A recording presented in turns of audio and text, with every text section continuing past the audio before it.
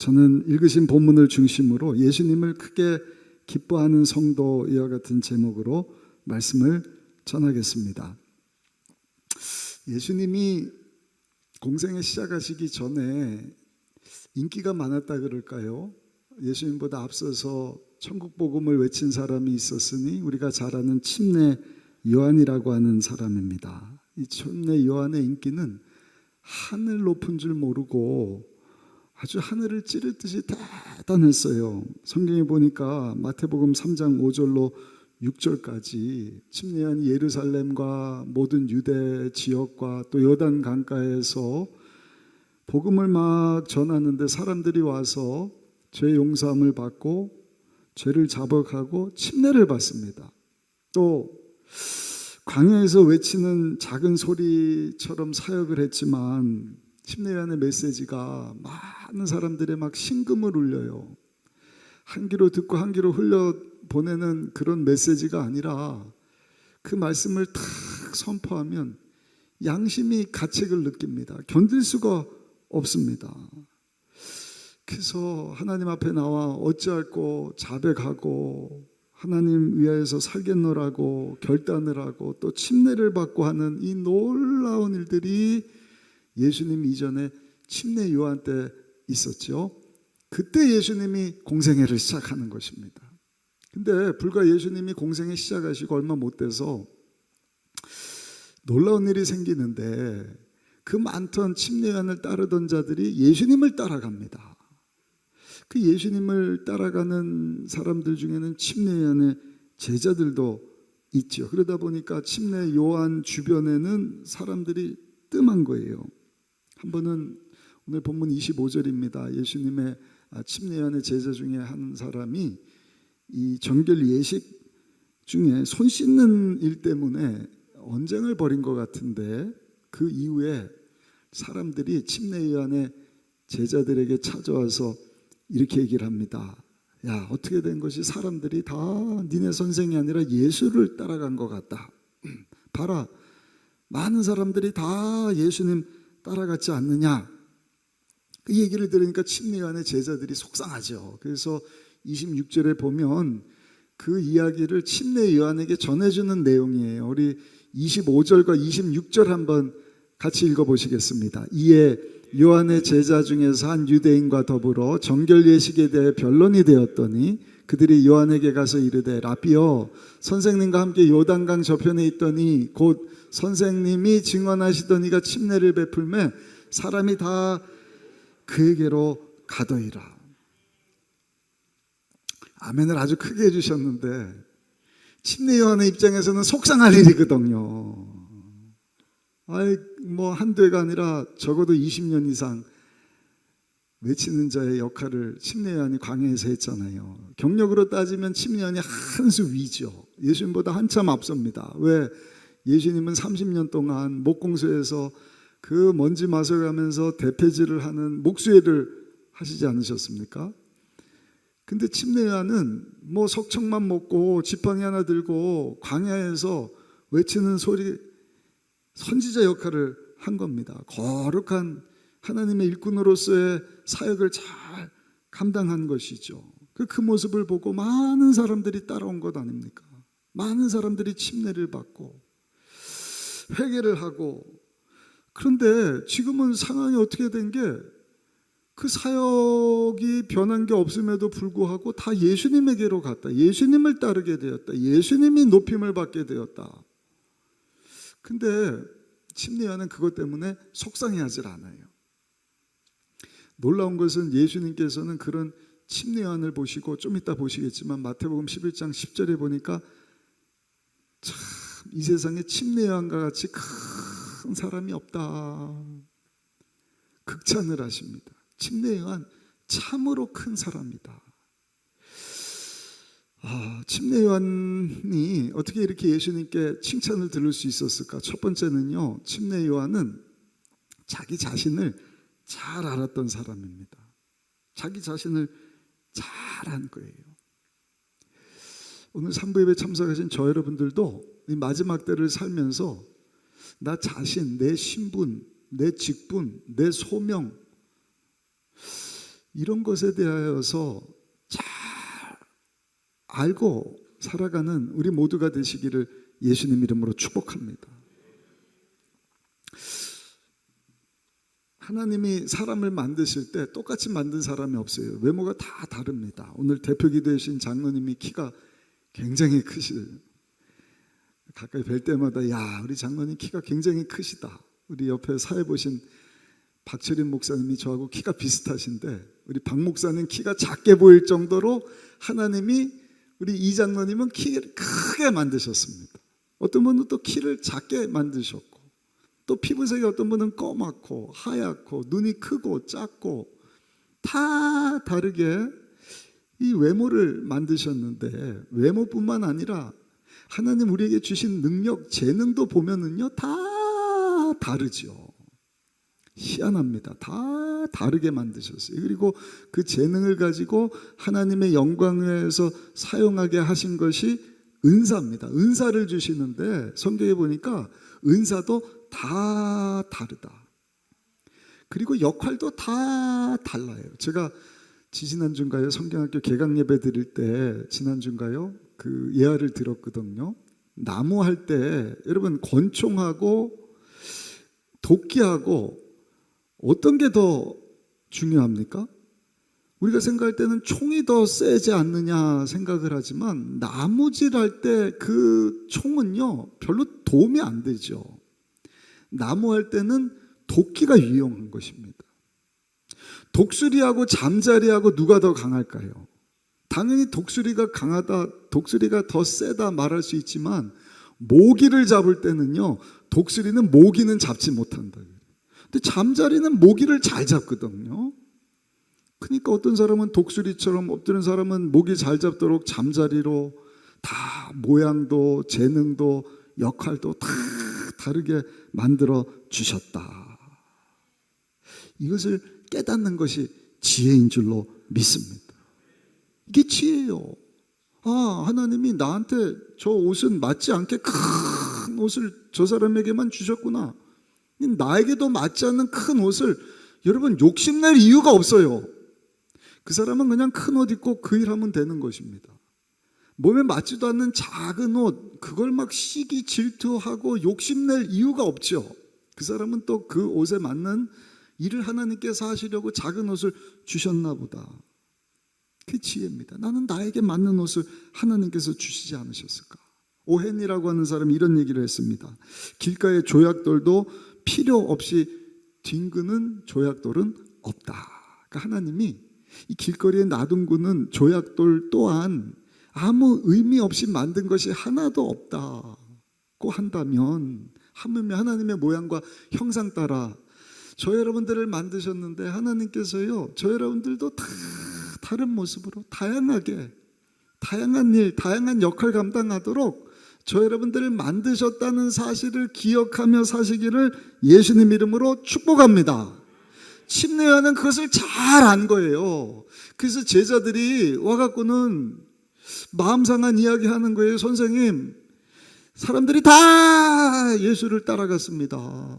선생님 주변에 남아있는 사람이 얼마 없습니다. 제자들이 얼마나 속이 상했겠어요. 그런데 이 얘기를 듣고 27절에 보니까 침례요한이 뭐라고 이야기를 하는가? 우리 27절 한번 읽어보시겠습니다. 27절 같이 읽겠습니다.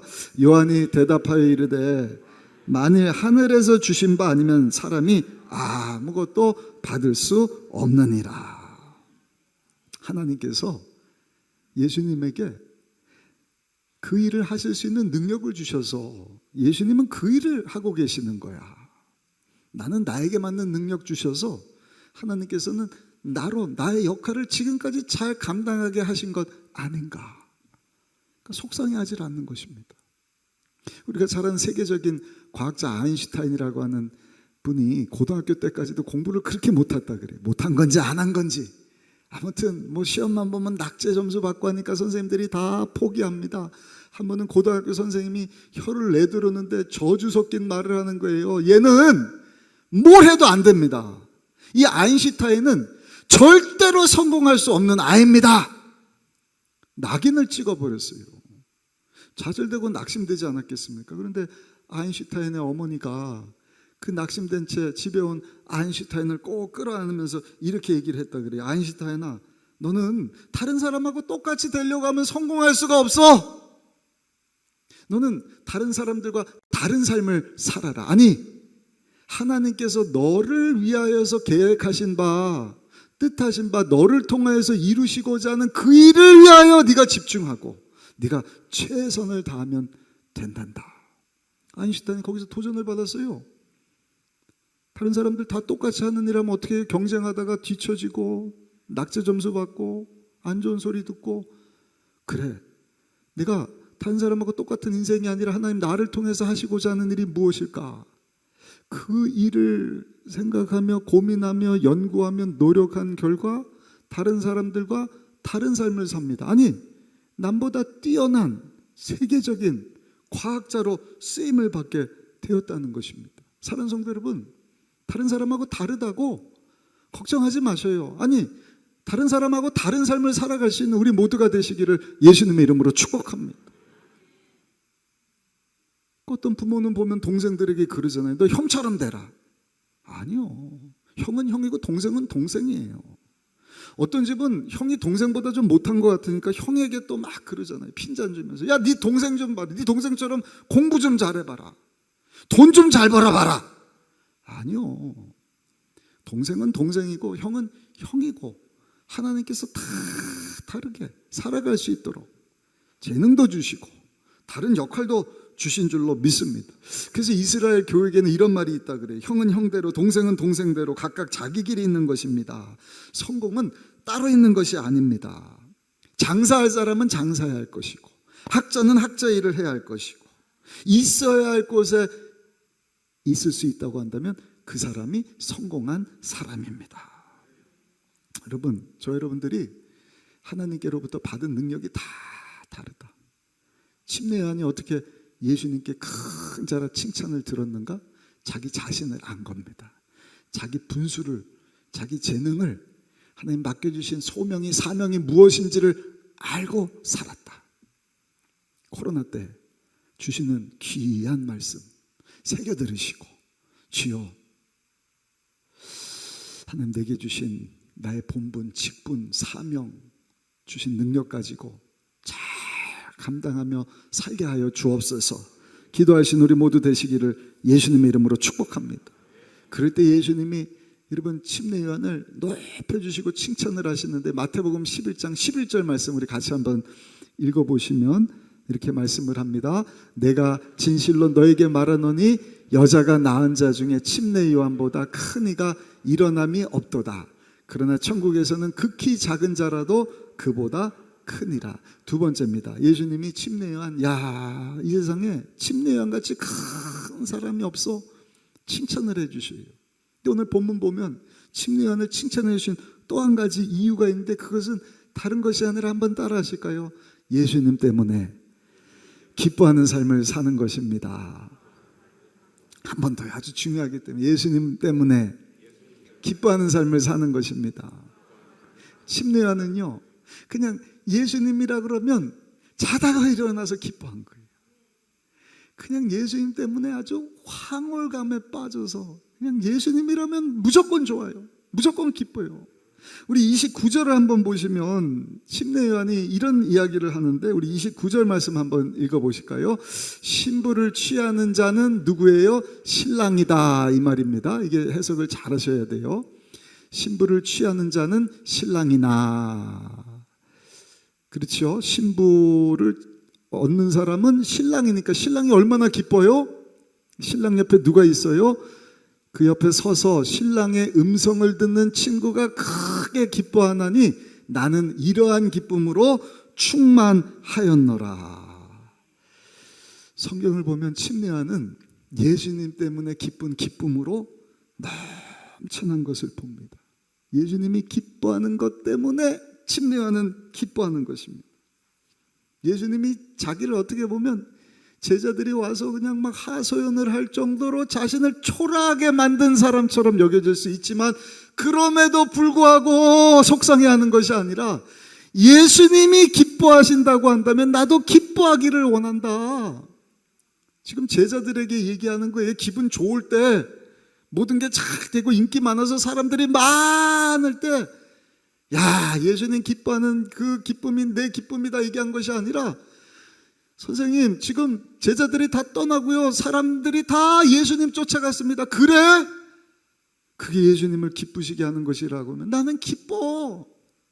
29절의 말씀은 무슨 내용이냐면, 유대 관습 중에, 우리나라도 그렇죠, 요즘에는 좀 없긴 하지만 들러리가 있습니다. 신랑의 남자친구가 신랑이 결혼식 하느라고 바쁘고 피곤하고 하니까 모든 일을 도맡아서 다 해주는 거예요. 네, 날씨가 더우니까 결혼식이 저녁 무렵에 있거든요, 해지고. 근데 아침부터 낮에 막 사람들이 와서 인사하고 막 잔치하면서 식사하면 신랑이 나와서 접견하고 막 대접하는 것이 아니라 신랑 친구가 어서 오십시오, 잘 오셨습니다, 식당은 여기입니다, 맛있게 드십시오, 평안히 가십시오, 음료수가 떨어졌습니까, 막 응대를 해주는 거예요. 낮에 못 온 사람은 저녁에 올 거 아닙니까? 저녁에 일 마치고 온 친구들, 멀리서 찾아오는 가족들 누가 맞이해 주는 거예요? 신랑 친구가 어서 오십시오, 밤늦게 고생했습니다, 쉬십시오, 맛있는 거 드십시오, 함께 우리 잔치에 기뻐합시다. 그러다 저녁이 딱 돼요. 결혼 예식이 시작됩니다. 신랑이 등장합니다. 딴딴따다. 신랑 친구 역할은 어디까지? 거기까지. 그리고 빠져요. 그럼 누구에게 주목을 하는 거예요? 모든 사람이 신랑에게 주목을 해요. 신랑이 그 결혼식의 주인공이잖아요. 누가 가장 기쁜 거예요? 신부를 취한 신랑이 너무너무 기뻐해요. 신랑 친구는요, 그 결혼식에서 기뻐하는 그 신랑을 보면서 야, 기쁘다. 기쁨으로 손님 맞이해주고, 신랑 옆에 서서 신랑 대신 모든 일들을 다 해주면서, 신랑이 등장함과 동시에 자기 알아주는 사람도 없고, 그럼에도 불구하고 그냥 신이 나서 기뻐서, 야, 신랑이 기쁘면 나도 기쁜 것이다. 침례 요한이 예수님 오시기 전까지 광야에서 외치는 소리가 되었어요. 구원자 되시는, 주인공 되시는 예수님이 등장을 합니다. 야, 내 역할 여기까지. 예수님이 정말 예수님의 사명 감당하시려고 한다고 한다면, 그 예수님을 따르는 자가 많다고 한다면, 난 예수님의 이 신발끈을 묶을 자격도 없는 자이지 않느냐. 나는 예수님으로 인하여서 너무 기쁘다. 하여튼 침례하는 예수님이라고 하면 그냥 막 펄쩍펄쩍. 심지어는요, 성경에 보면 그가 어머니 엘리사벳이죠, 엘리사벳 뱃속에 있을 때도 예수님 얘기가 나오면 막 기뻐 뛴 것입니다. 엘리사벳이 침례한 임신하고 6개월 뒤에 마리아가 예수님을 임신하지 않습니까? 성령으로 잉태된 예수님을 마리아가 이제는 엘리사벳 집에 놀러 왔어요. 그때 누가복음 1장 44절에 보니까 엘리사벳이, 침례 요한의 어머니가 이렇게 얘기를 합니다. 내 뱃속에 아이가 내 복중에서 기쁨으로 뛰놀았도다. 누가요? 침례 요한이. 예수님이 왔다는 이 이야기를 듣고 침례 요한은 어머니 뱃속에서부터 기뻐 뛰놀았다는 것입니다.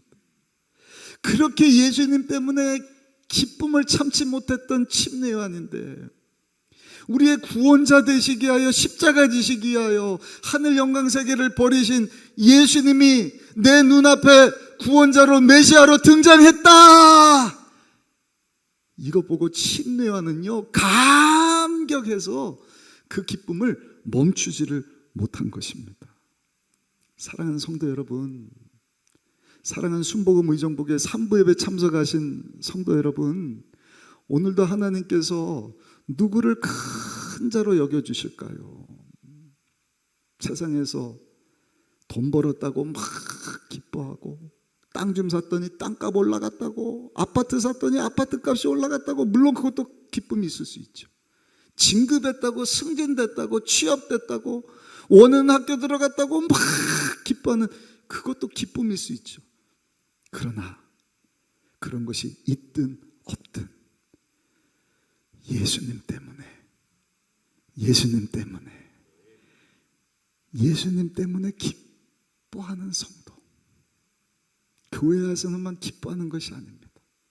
교회 밖에 나가서도, 그저께 금요 철회 예배 때도 기도하는데 그런 마음 주시더라고요. 성령 충만은 다른 게 성령 충만이 아니다. 예수님의 영이신 성령으로 충만해서 그냥 예수님 때문에 아침에도 기쁘고 직장 가도 기쁘고 교회 와도 기쁘고 교회 안에서 봉사해도 기쁘고. 아멘. 그 기쁨이 있어야 돼요. 우리 3부 찬양 때도 마찬가지예요. 그 기쁨 가지고 찬양을 하는 것입니다. 좀 틀리고 2부 때도 말씀드렸지만 목소리가 안 올라가도 그냥 그 기쁨으로 충만해서 찬양을 하고. 예배 드리는 것도 마찬가지입니다. 그냥 마지못해서 다 졸려갖고 그냥 막 이런 것이 아니라 졸림에 일어서서 움직이더라도 그냥 예수님 때문에 기뻐하고 기뻐하고 기뻐하는 그 사람을 우리 주님은요, 큰 사람이다, 큰 사람이다 칭찬해 주시는 것입니다. 왜 그런지 아세요? 예수님이 세상에서 그 누구보다 크신 분이기 때문에. 아멘. 하늘과 땅의 모든 권세를 다 가지신 분이 예수님이신데, 내가 세상적인 눈으로 볼 때는 내놓을 게 없고 연약하고 부족하고, 그럼에도 불구하고 세상에서 가장 뛰어나고 높으신 예수님 때문에 내가 막 기뻐하고 기뻐하고 기뻐하면 우리 주님이 저 여러분들을 큰 자라 칭찬하실 뿐만 아니라 그 높은 자리까지도 저 여러분들을 높여 주시는 줄로 믿습니다. 영국 캠브리지 대학의 교수를 지냈던 C.S. 루이스라고 하는 분이 계셔요. 책을 여러 권 썼는데 이분이 쓴 책 가운데 천국과 지옥의 이혼이라고 하는 책이 있습니다. 거기 보면 한 우화가 있는데, 우화입니다. 이야기인데, 천국 문지기가 이제 천국 들어가기 전에 한 사람 한 사람 붙잡아 놓고 질문을 합니다. 당신은 예수님을 알고 나서 그 예수님 때문에 참을 수 없는 기쁨을 가지고 오셨습니까? 예수님을 만나고 예수님을 알고 예수님 믿고 기쁨이 있으셨습니까? 참을 수 없는 그 기쁨 가지고 오셨습니까? 천국 꼭 들어가실 것 같아요. 여러분, 우아하지만 우리에게 전해주는 너무 귀중한 메시지가 있거든요. 문지기가 왜 이런 질문을 할까요? 예수님이 신랑이고 저 여러분들은 신부지 않습니까? 신랑이 신부 때문에도 기뻐하지만 신부는 누구 때문에 기뻐해야 되는 거예요? 신랑 되시는 예수님 때문에 기뻐해야죠. 신랑 되시는 예수님 때문에 너무 기뻐서 자다가도 예수님 생각하면 춤을 추고. 2부 예배 때는 그냥 뭐 찬양을 듣는데 너무 기쁘더라고요. 예배 드릴 때도 기쁘고, 세상에서 주신 사명 잘 감당할 때도, 직장이 됐든 학교가 됐든 예수님 때문에 막 기뻐하고. 여러분, 천국은요, 그 예수님 때문에 기뻐하는 자들이 들어가는 곳인 줄로 믿습니다. 천국에 가면 예수님의 영광으로 가득해요. 예수님으로 충만한 곳입니다. 우리가 하나님 앞에 예배 드리는 것도 우리 다음 주쯤 살펴보려고 그러는데, 영과 진리로 예배를 드린다. 영은 예수님입니다. 진리도 예수님이십니다.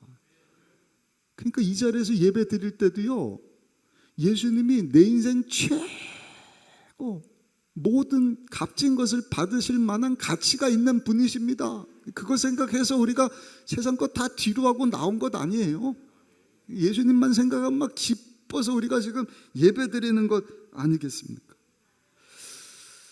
그러므로 예수님을 기뻐하는 자가 되셔서 우리 주님께서 저 여러분들을 큰 자로 인정해 주는 우리 모든 성도님들이 되시기를 예수님의 이름으로 축복합니다.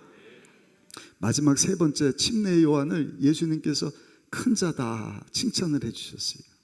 본문에 보면 침례 요한은요, 자신을 낮은 사람으로 여겼던 사람입니다. 우리 30절 한번 읽어보겠습니다. 요한복음 3장 30절입니다. 그는 흥하여야 하겠고 나는 쇠하여야 하리라 하니라. 예수님은 더 커져야 돼. 나는 더 작아져도 돼. 여러분, 그는 흥하여야겠고 나는 쇠하여야 하리라. 우리 잘 아는 말씀이지 않습니까? 근데 이 본문, 이 말씀에 침례 요한의 간절한 소원이 담겨져 있는 것입니다. 이 말씀 언제 한 거예요? 아까 말씀드린 그 내용 똑같아요. 지금 뭐 기뻐할 수 없는 중입니다. 예수님의 인기가 막 올라가고 자기는 무시당하고 자기 따랐던 사람들이 자신을 다 떠난, 소외되고 참 힘든 그런 상황임에도 불구하고, 아니, 나는 신랑 친구처럼 예수님이 기쁘시면 나는 기뻐. 또 한 가지, 예수님은 흥하셔야 돼. 나는 쇠하여도 좋아. 나는 작아져도 좋고 감춰져도 좋고 사라져도 괜찮아. 제가 원어 헬라어를 보니까요, 이게 굉장한 메시지가 있는 것이, 여기 한글 성경에는 나와 있지 않는데 day라고 하는 조동사를 사용을 했어요. 영어로는 보니까 must입니다. must. 그러니까 해석을 하면은요, 그는 반드시 흥하셔야겠고 나는 반드시 쇠하여져야 하리라. 그게 침례 요한의 소원이에요. 예수님은 어떻게 해요? 반드시 높임을 받아야 된다. 반드시 경배를 받으셔야 된다.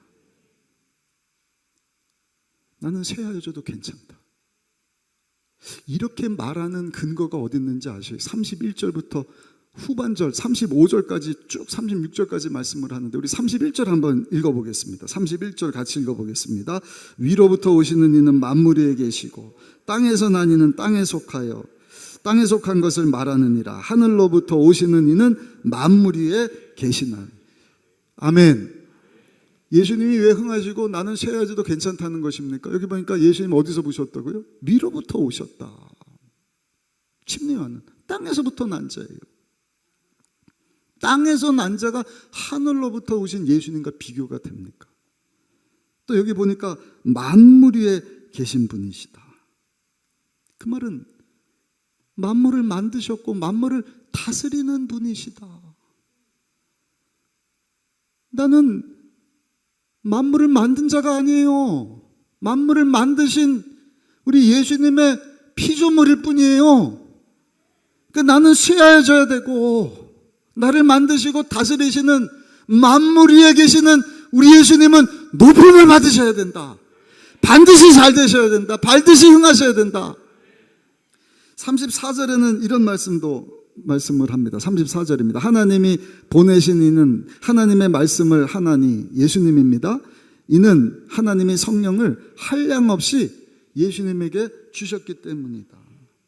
하나님이 보내신 예수님은 하나님의 말씀을 하신다. 예수님이 하나님이셔요. 예수님이 하나님의 말씀을 하시는 것입니다. 아니, 예수님이 말씀 자체시지 않습니까? 침례 요한은요, 그 말씀을 받아서 전하는 자일 뿐이에요. 그런 침례 요한이 예수님과 비교나 됩니까? 예수님은 흥하셔야 된다.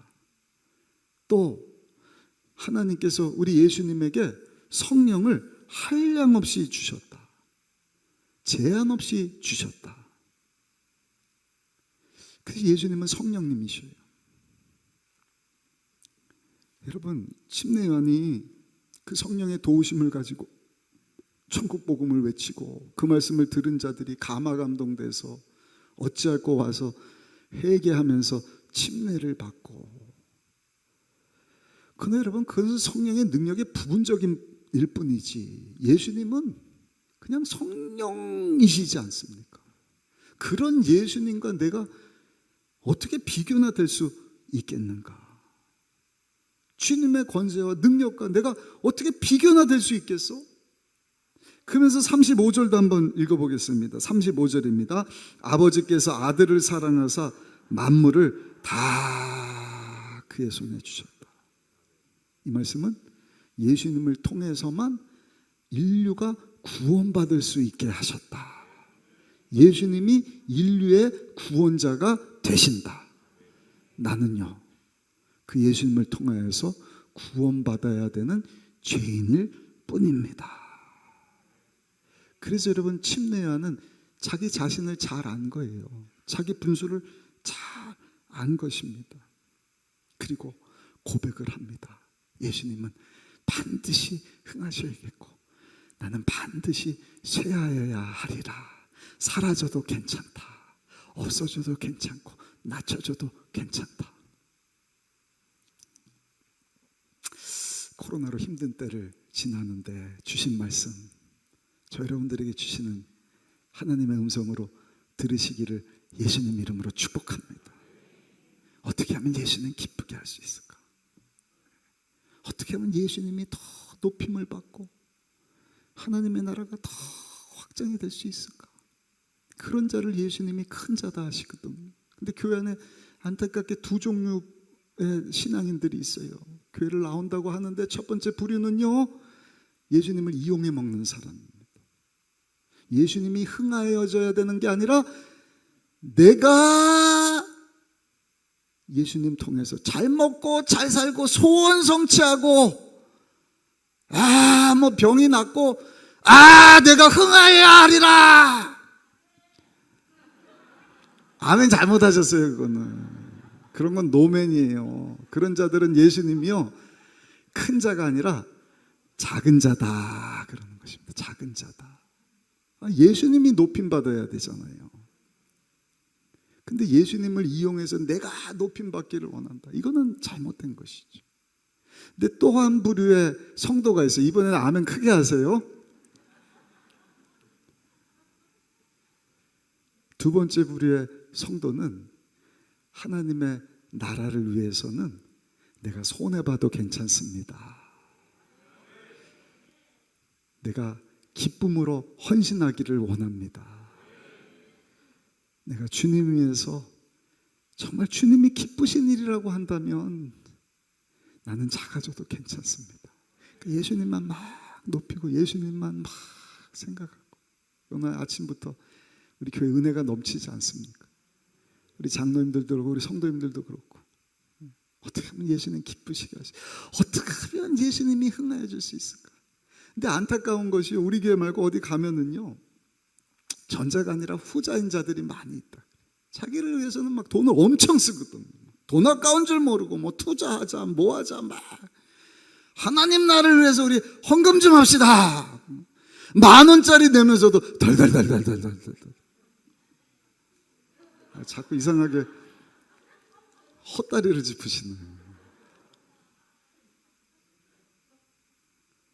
10,000원도 큰 돈일 수 있지만 자기를 위해서는 막 돈을 쓰면서 죄를 위해서는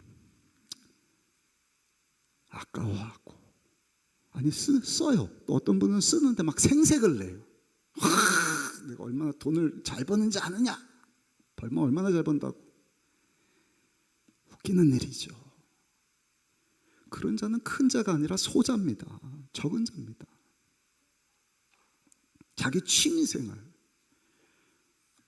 뭐 어디 구경 간다, 여가생활, 뭐 외모, 건강 위해서는 뭐 그냥 강남 아니라 어디 가서 그냥 뭐 시술 받고 막 돈 쓰고 하루가 아니라 며칠씩 여행 가고 하나님 나라를 위해서는 1시간도 들이지를 못하는 그런 사람들. 오늘 조금 있다가 성경 공부 이제 이번 주부터 개강입니다. 한 80여 명 등록을 하셔서 너무 감사한데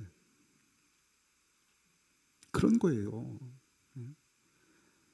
한 주에 1시간 하나님 말씀 배우는 그 일을 그것도 만나는 것도 아니고 우리 줌으로 교육을 해서 정말 주님 기뻐하시는 사람 되기를 원한다고 한다면 우리가 정말 기쁨으로 수고하고 헌신할 수 있는 것 아니겠습니까?